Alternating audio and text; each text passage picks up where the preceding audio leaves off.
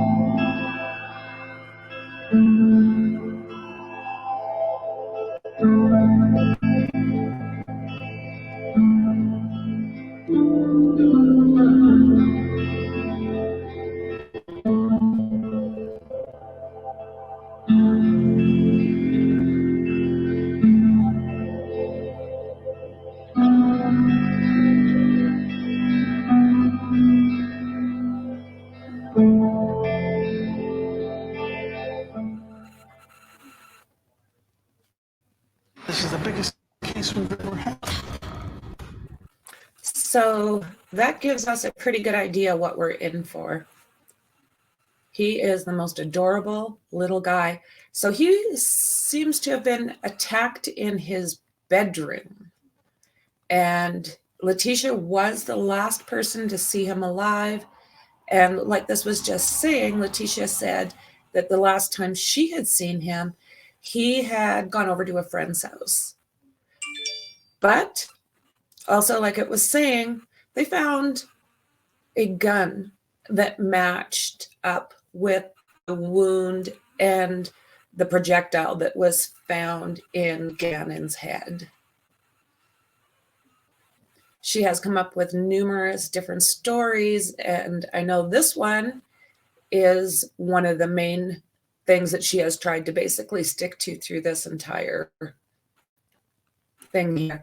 The charges against Stauch included first-degree unaliving, child abuse resulting in death, tampering with a deceased human body, and tampering with physical evidence. So she called 911 shortly before 7 p.m. to say that Gannon had not come home from the friend's house and she hadn't seen him when she had gone to check on him. But investigators say Letecia hadn't actually gone anywhere to actually try to find Gannon. And she actually didn't know the names of any of Gannon's friends or the parents' names. And her story has changed numerous times. Now I've got this affidavit. It's something like 32 pages long. So I'm going to go through it first and then get it down to the nuts and bolts, and then you and I can go through it. So Letecia lied to investigators on multiple occasions, has explained abnormal behavior such as obtaining a car rental, disconnecting her cell phone from cellular network for an extended period of time, false reporting of an alleged RAPE, abnormal patterns of travel, continuously evolving stories with material changes in facts and circumstances, and had since left the state of Colorado. Investigators do believe that Letecia was the one who unalived Gannon in his bedroom around 2:15 p.m., middle of the afternoon, on January 20th, 2020. Gannon had stayed home from school with an upset stomach that day, and it says, adding that Letecia had also called in sick, falsely telling her boss that her stepfather had been killed being hit by a car. Letecia asked Harley Hunt, her 17-year-old daughter from a previous marriage, to pick up baking soda, trash bags, and carpet cleaner at the nearby dollar store. Physical evidence recovered from the residence and inside Gannon's bedroom supports that a violent event occurred in his bedroom, which caused bloodshed, including spatter on the walls and enough loss to stain his mattress, soak through the carpet pad, and stain the concrete below his bed. Wow. The morning after Letecia reported Gannon missing, she drove a rented Kia to pick up her husband, Al Stauch, at a Colorado Springs airport. She told Al, who had been out of town on National Guard maneuvers, that she rented the vehicle because she was concerned about putting mileage on her Tiguan lease. However, she only put 71 miles in total on the Kia. Letecia drove the Tiguan to another county where she allegedly first dumped Gannon. Her phone was in airplane mode, and a piece of board with Gannon's blood on it was later found nearby, according to court testimony.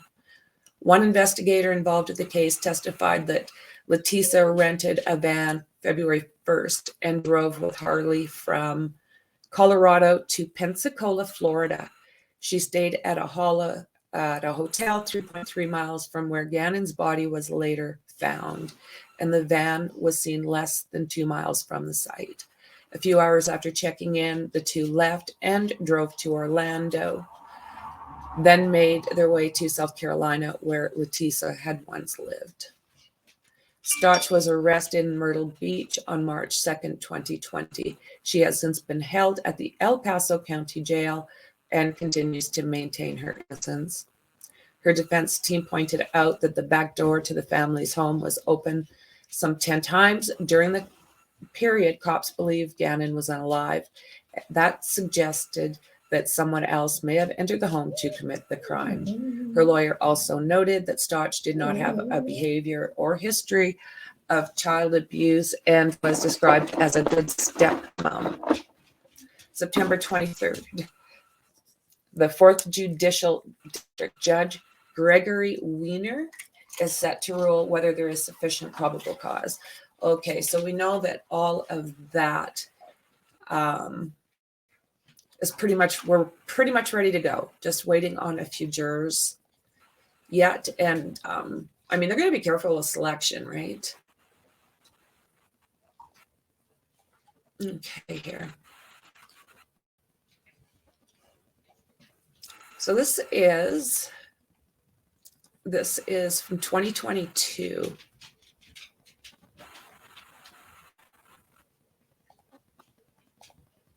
Let's see here.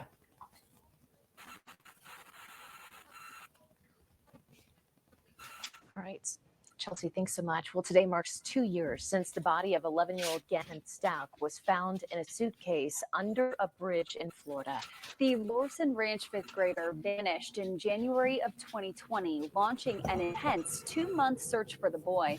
Right now, his stepmother, Letecia Stauch, sits in the El Paso County Jail awaiting trial for his brutal murder. She was supposed to appear in court today, but her hearing was rescheduled at the last minute. Stauch recently pleaded not guilty by reason of insanity. So she has gone from I have no clue to guilty by for the reason of insanity, by the reason of insanity, due to the reason of insanity. I don't know how you can be stable and do something like this, but that does not mean that she will be able to get away with an insanity plea.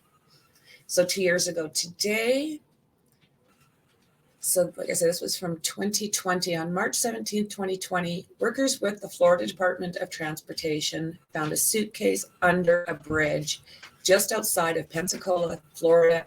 Inside the suitcase was Gannon Stauch. Stauch, I think she was saying it. He had been shot, stabbed, and had a skull fracture. He was first reported missing on January 27th, 2020. Before finding his body, Gannon's stepmother Letecia Stauch was taken into custody for his death on March 2nd, 2020. She faces a slew of charges for his unaliving, including first-degree unaliving, which carries a mandatory sentence of life in prison without the possibility of parole. So no death penalty there. When it comes to these kids, and it's pretty much a done deal, we don't have the death penalty in here in Canada, but sometimes I don't think it's such a bad idea. So 5 weeks the day after Letecia reported her stepson missing, she was arrested in South Carolina for his unaliving and was extradited back to Colorado 3 days later. During her trip back to El Paso County, Stauch allegedly slipped out of her handcuffs in the back of the vehicle and attacked a deputy. Whoa. Gannon's remains were found in a suitcase under a highway in Florida a couple weeks after his stepmonster's arrest and had been brutally harmed before his death. So her first appearance in El Paso was on March 11th. So this was the same week that COVID reached the US. So quite a few of her hearings were delayed, though a judge declined a motion by Stauch's attorney to allow her to bond out. Stauch was later handed additional charges after she allegedly hatched a plan to escape from jail. That second case is still ongoing. Stauch originally pled not guilty in the death of her stepson, and then she changed her plea in February 2022 to not guilty by reason of insanity. A few short months after a judge ruled there was sufficient evidence against her to move the case to trial. Her new plea stalled the case a little longer, and as any insanity plea requires, the state had to conduct a mental health evaluation, and the case cannot move forward until one is completed. Ultimately, Stauch would undergo 2 evaluations, with the first finding her sane, while the results of the second evaluation have not been released. Jury selection is expected to take days, if not weeks. Opening statements are currently slated to begin on April 3rd. So that's just around the corner. So one other thing I kind of go through with you guys before we finish up here is those Google searches. I'll see if I can get them clear enough where, okay. Let's see.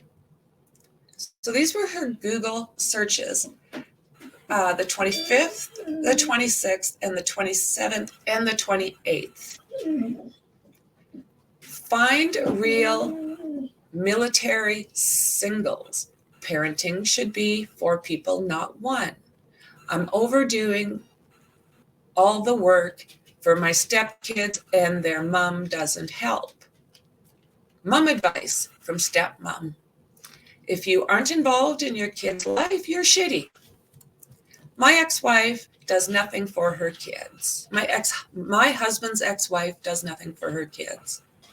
I wonder if my ex-husband's, I'm sorry if my husband's ex-wife is sending me a card since I raised her kids. I wonder if my husband's ex-wife is sending me a card since I raised her kids.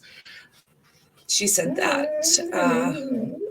Okay, this one she said twice. I wonder if my husband's ex-wife is sending me a Valentine's card since I raised her kids. So that was twice. One day, some people will wish they treated you differently. And she did that one twice. Why should my husband choose me over family? Find me a rich guy who wants to take care of his kids, who wants me to take care of his kids. Find a guy who wants me to take care of his kids and get paid. It's crappy some parents don't care for their kids or buy them presents.